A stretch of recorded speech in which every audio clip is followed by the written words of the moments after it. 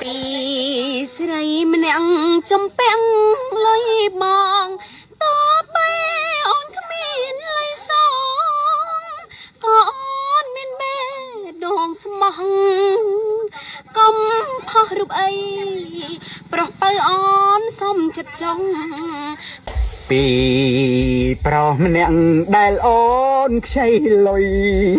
កំពុងតែធ្វើមកស្អុយអូនថាលុយខ្ចីអូនមិនសងត្រឹមបេះដូងស្មោះតើស៊ីបានទេនូនល្អ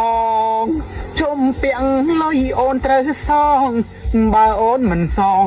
បងផុសរូបហើយយើងកាត់ឆ្នាំអីតាមជូតកតោប